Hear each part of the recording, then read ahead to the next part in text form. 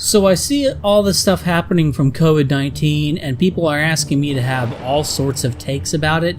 And what's kind of interesting is that it's vindicating a lot of the things that I and a lot of other people have believed. So I guess I should be excited about it. I don't know. Having critical things being manufactured by another country, like medicine or anything else, it's just, in general, a bad idea. And that interconnectedness is a form of fragility. Now, I'm surprised it's a virus that did this.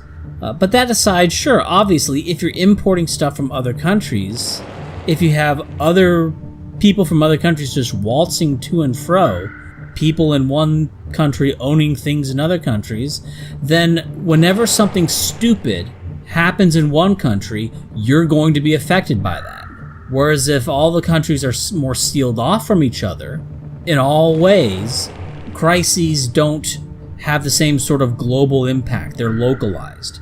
But it goes further than that. Smart businesses vertically integrate, meaning that they control, as much as they can, all relevant inputs to the production of things. And the kind of Pollyanna free trade ideas that economists generally believe in are not at all practiced by businesses internally to themselves. Yes, businesses will operate in multiple countries, but they generally seek to limit trade between businesses and try to vertically integrate as much as possible. And yet countries, for some reason, are supposed to not do this? Say you're a business and your production of cars is distributed amongst like a bunch of little companies. One company makes tires, one makes suspensions, one makes the steel siding around it, and you just do the final assembly. And if you were like this, what would happen if one of your subcontractors decided to sell to another car company instead? Right? What happens if some disaster happens and they have to shut down? They have to shut down tire productions. If you make tires yourselves, you're buying tires from the part of the company that makes tires. Now, odds are you're going to be making tires better suited to the needs of your car design than the companies that just make tires, than the independent companies that just make tires. And on top of that, if you're making tires for yourselves, now you suddenly have a bunch of new capabilities. You have a rubberization industry needed to make tires. What else can you do with a rubberization facility? What other things can you make? You can now your company can branch off into other things because you know how to work with rubber. Why? Because you make your own tires. If you don't make your own tires, these opportunities don't exist. When you have industry in your own bailiwick, be it a company or a country, it may or may not be immediately more profitable than just buying it from somewhere else who can produce it more efficiently for now. But by buying from somewhere else, you're seeding capabilities, you're seeding competencies to those other companies or countries, depending on what we're talking about. Now they have a rubberization industry and you don't. Now you could say, well, that rubberization industry, doesn't make a whole lot of money making tires. Okay, what else uses rubber? Okay. And so the immediate profitability of that additional industry is kind of incidental to the long-term economic development, which follows paths, right? When the Japanese decided they wanted their own car industry, at first they raised tariffs on foreign car imports. So Japanese at first, okay, they had more expensive and lower quality cars than if they just bought from the Americans starting in 1945. The Japanese engaged in what the likes of Paul Krugman would consider irrational economic policy if the United States were to do something like it today. But as a result of doing that, developing their own car industry instead of just buying what were for now at the time in 1945 cheaper American cars in terms of cost for quality or quantity. As a result of doing this, what does Japan now have? Well, they have an automobile industry. They have rubberization, machine tools, steelworking, glassworking, leather and upholstery working, a whole nexus of capabilities as a result of building their own cars. This then helps them in, say, building skyscrapers or literally anything that uses rubber or furniture. And once the Japanese car industry was mature enough, they lowered their tariffs on U.S. cars in exchange for the U.S. lowering tariffs on Japanese cars, because the U.S. are dummies. Because when you raise tariffs on something, the other countries usually counter with tariffs. Unless you're the U.S. today, which is just retarded and allows other countries to have tariffs without reciprocal tariffs. But the Japanese, once they did this, then they were able to compete with the mature, efficient car industries of the United States. If Japan had just gone, oh, the United States has comparative advantage in making cars, we'll do something else. That whole nexus of industrial capabilities that stems from the car-making industry wouldn't have developed in Japan because Japanese car makers would not have gotten off the ground, right? They'd be having to compete with U.S. car companies right out of the gate, which they could not do. And the truth about the United States, okay, today the average tariff is 1.6% on all goods in the U.S. That's the average. More tariffs on some things, less on others, but on average, it's 1.6%. And there are charts that show the average tariffs on all goods, and this is mostly an audio video, but I'll show a little chart here, so in case you're listening, you might want to look at this. But this is less important because the industrial policy purpose of tariffs is to protect industries. For example, a tariff on oil doesn't make sense for most countries. Especially if you're a country like Luxembourg, it would make no sense to erect tariffs on oil. But if you look at the U.S. tariffs on manufactured goods, they were the highest in the world from 1820 to 1931. Not for every single year, but over that whole period, no other country had higher tariffs over the whole period. That, plus the geographic isolation of the U.S. and higher shipping costs resulting as sort of a natural trade barrier, this resulted in the U.S. having an economy about as insular as Russia in terms of manufacturing imports until the end of World War II. Okay, and at the end of World War II, that's when the switch was pulled, when the U.S. went to a more free trade policy. And for a time, it was radically successful because there's no one else in the world who could compete. But before that, the United States was the premier industrial power of the world, and this happened when the United States had the most protectionist economy in the world.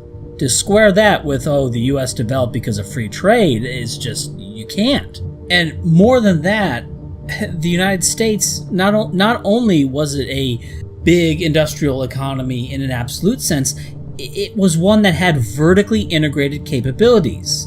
They weren't dependent on, say, ball bearings from Mexico or precision mechanical work from Canada or anything like that.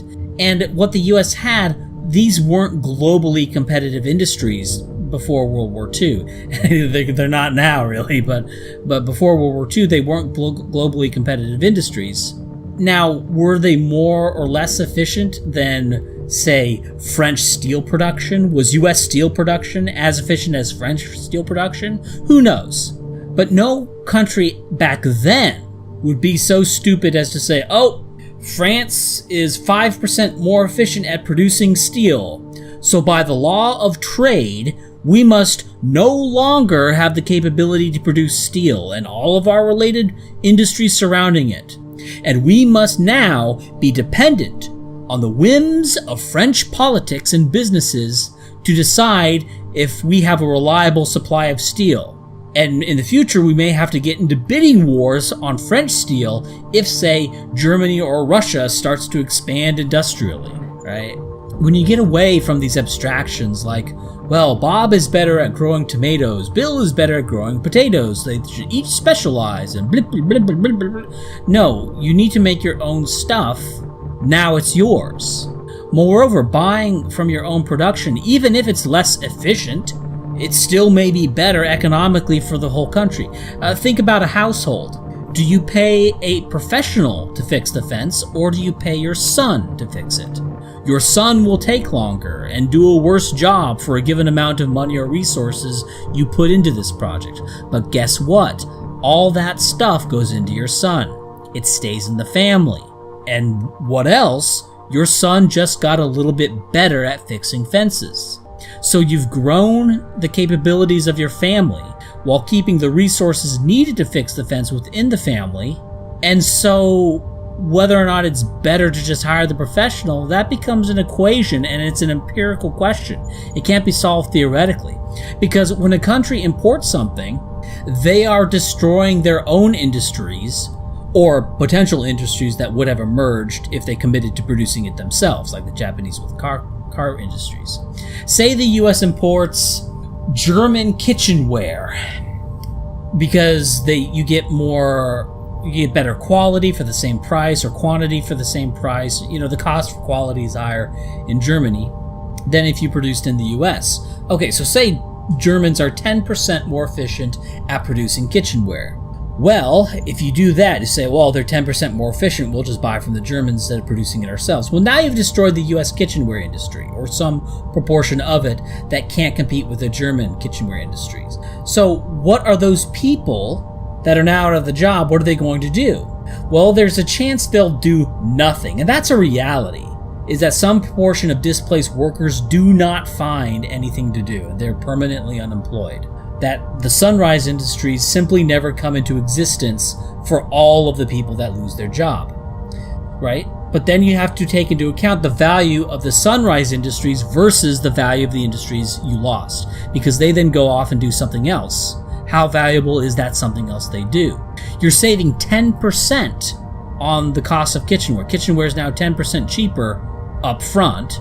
Okay, now it may become more expensive as a result of your economy being crippled, but let's just, for simplicity's sake, let's say you're getting all that benefit, you're saving 10% on kitchenware. Okay, so to break even on that, the new industries that these people go to, minus the workers who simply don't find any work at all and remain permanently unemployed, that must add up to 90% of the kitchenware industry in order for this policy to be break even in the short run. Now, what usually happens is people go into other existing industries that just expand a little bit, and so wages go down because you've increased the ratio of labor to capital. So that's a tall order already. Replace 90% or so of what you've lost as a result of free trade. On top of that, you've lost capability. You've shut off that economic path. You've lost the shipping, the packaging, metalworking, polishing, ceramic making ability, and that makes it just a little bit harder for any other industry in your country or anything related to it to expand industrially in anything that uses the capabilities you lost, and anything that uses ceramic making or metal polishing.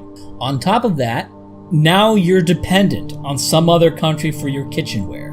And so you're tied to the political whims of the German state and German businesses, or other states, buying kitchenware from Germany, bidding up the price. Now you either have to pay more for German kitchenware or try to go back and reconstitute your kitchenware, right? So now you're playing global trade games and global politics BS. Now, I haven't done a deep dive on how often the benefits of free trade offsets the cost, right? The lower cost of the product you're getting, how much it offsets the permanent unemployment, and the lower value of the replacement of the lost industry, which is almost an axiom going to be less valuable than the lost industry. Because if it was more valuable, they would probably already be doing it. Probably. Not necessarily. Capitalists aren't perfect allocators of capital, but as a rule, it's going to be less valuable. So that your kitchenware can be cheaper, right? You're doing all this, you're taking all these hits and all this economic displacement so that your kitchenware can be cheaper. But intuitively, it seems like the answer to where the cheaper imports are going to outweigh the cost of losing that entire capability. Intuitively, it seems that that's almost never going to be the case.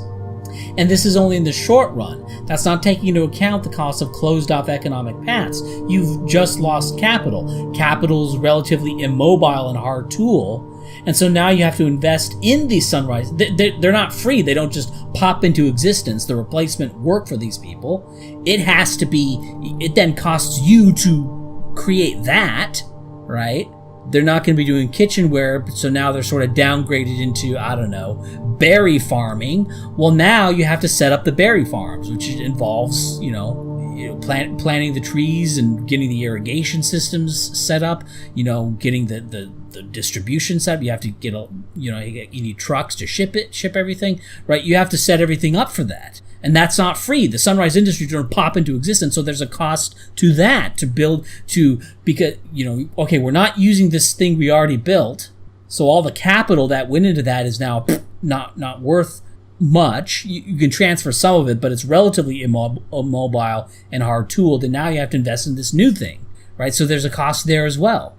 So just as a rule of thumb, it seems super obvious to try to do what businesses do as much as they can, which is make their own stuff, to vertically integrate. To not do this, or not at least try to do this, is just moronic. Now, the case that global free trade would be better for the global economy as a whole, if not for any particular economy, because there might be winners and losers, that's at least theoretically plausible, but I'm skeptical of even that. Even the global better efficiency of free trade, because crises happen in places, and the more interconnected the global economy is, and maximal interconnectedness you would get from maximal free trade, the more interconnected it is, the more fragile it is. And that's what this COVID-19 thing is revealing. If the US had zero trade with China, which is the correct amount of trade to have with China, and was sealed off from the rest of the world like it was during its period of ascendance to the greatest industrial power in the world, while this free trade madness has been associated with its decline. If the U.S. had retained its protectionist policies, the U.S. was sealed off, none of this would matter, or at least it would matter a lot less to the extent the U.S. was independent of the world economy. And that's another way to phrase it. Economic independence. Are you going to be enmeshed in this world economy and dependent on the whims of whoever's producing your Caterpillar tracks or whatever? Or are you going to produce it yourself and have freedom and economic freedom and sovereignty and independence from the whims of global geopolitics? So you have these super fragile, super optimized networks where the windshield of your car is made in Honduras, the wiper blades are made in Korea, crap like that. Now, any crises in any of these places means you have to scramble in order for your cars to have wiper blades or whatever. And because you scrambled and just cobbled together that industry that you had long ago outsourced to Korea, they're not going to be as good. They're going to stink. They're going to come late. So your cars are going to come late, right? And everything's going to be affected by that. Right, businesses that need cars to do stuff, like businesses use cars all the time, their orders are going to be late. And so every stupid little thing that happens in any country is now going to affect all of your chains of production. But here's another thing to consider, which is that comparative advantage itself changes. Going back to the Japanese car industry, if in 1945 you just had global free trade, there would likely be no Japanese car industry. There would be American car companies with plants in Japan, but no Japanese car industries. Japan would be filled by American companies with Japanese middle managers. But by protecting their industries, now when you let down the gates, suddenly Japan has similar efficiencies to U.S. car companies. Better in some ways, worse in others. And so who has a comparative advantage in what is largely a function of what industries get protected by the state, right? It's a function of trade and industrial policy. So comparative advantage is not, this uniform state. It's constantly in flux, and protectionism can change that flux. And the last thing to consider is the race to the bottom. To speak in rather gross terms, the rise in standard of living is a result of increase in the ratio of capital to labor. Now, I know capital is not homogeneous. I'm not making that claim. I'm speaking very at sort of a high level. That's what happens. Because when you have more capital relative to labor, that means more production for any given worker. When you increase the labor supply, either through immigration or outsourcing, you are turning back the clock on economic development. When you have free trade with Mexico, Now suddenly this unified economy, this this Amero economy, has a lot more people, but not so much more capital. And the push will be to equalize wages with Mexico. Not entirely because of inherent differences between the people there, but we don't need to go that deep into that here. Mexican wages go up, American wages go down, so in a sense you're time traveling. You're turning back to the clock on industrial development. And this has quality of life considerations. Say you want a nice country with lots of worker protections, social safety nets, medical and dental coverage for everyone, pensions. I'm a real big fan of pensions, all right? But that's another topic for another time.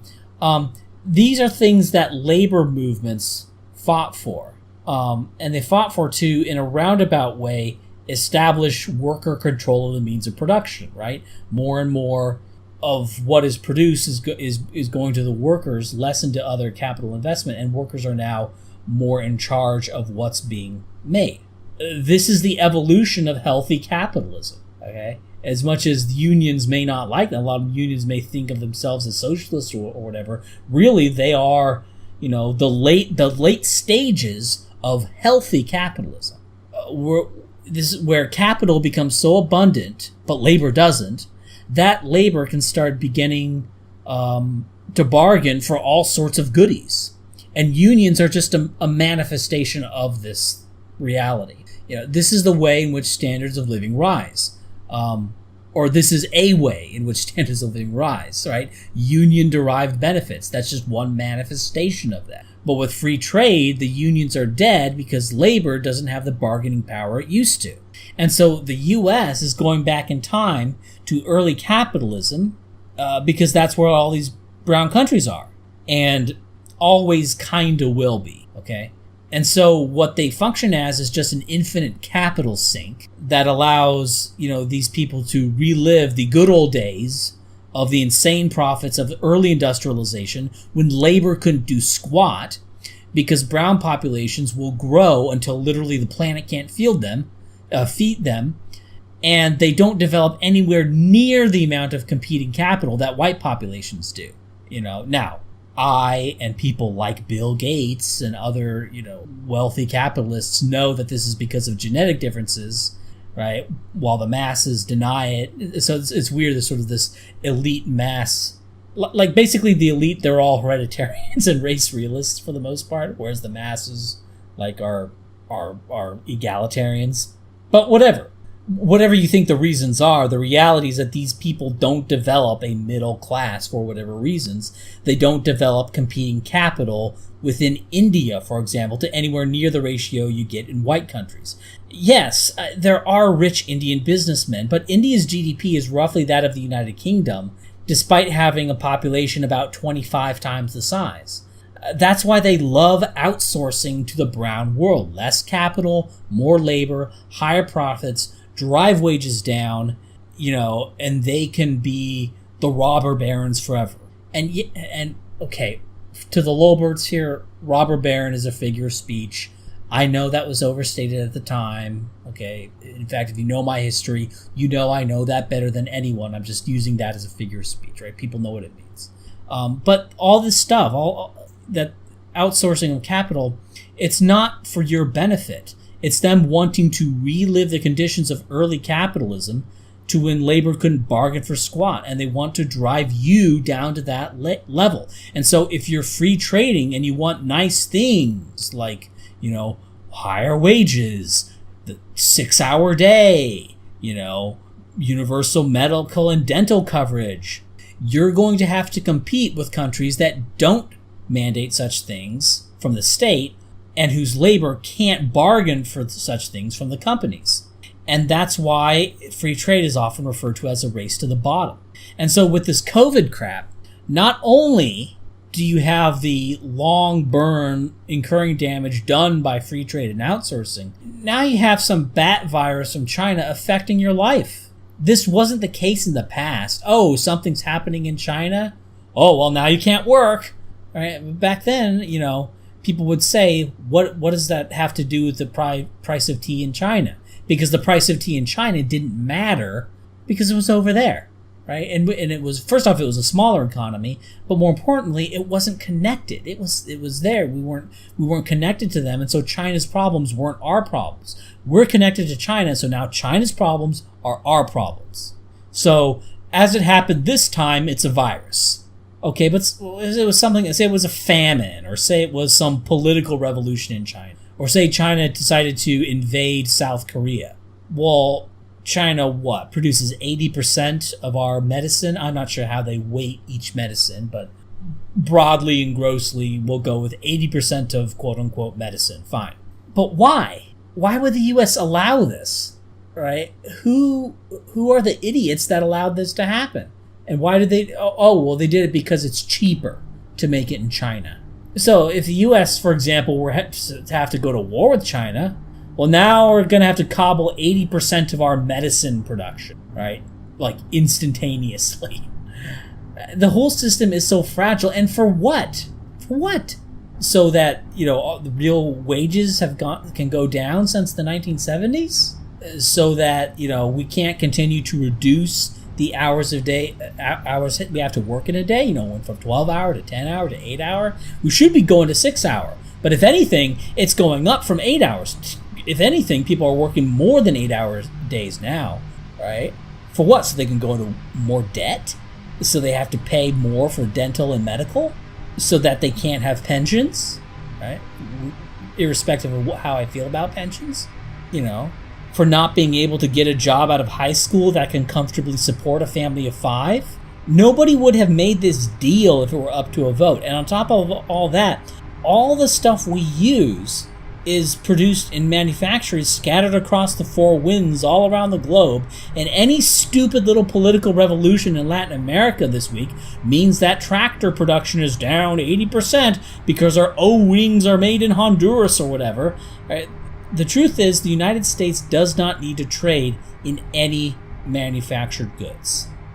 Now, you may find a few instances here and there where the foreign production efficiencies are so great that it's worth not having our own industry in that. If they're like, if they can produce it at 10% of the cost of it being produced in the U.S., then okay, maybe that's an instance where free trade would be better. But even then, I'm a skeptical Sam, because if you start producing it in the U.S., the U.S. gets more efficient at producing it, and there's path development and non-dependence on foreign states. So, as a general rule, I mean, maybe the devil's in the details, but as a general rule, the U.S. needs to not be importing any manufactured goods if it can. And the U.S. can manufacture everything it needs. And it won't be globally competitive. Fine, raise the tariffs. That means tariffs get raised on you in response. Okay, but that's fine, because we don't want to play that game. Who the hell wants to play that game? The only thing the U.S. needs to be importing are natural resources, a few ag products that can't be produced in the U.S. at all, and maybe the occasional manufacturing thing where the gains from trade are, 90% or something. Otherwise, the benefits will almost never outweigh the costs, even in the short run.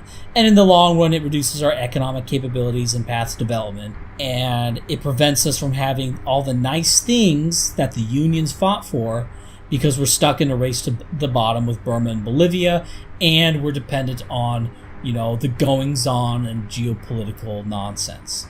And the whole COVID situation, this is just highlighting the nonsense of global trade, of global free trade.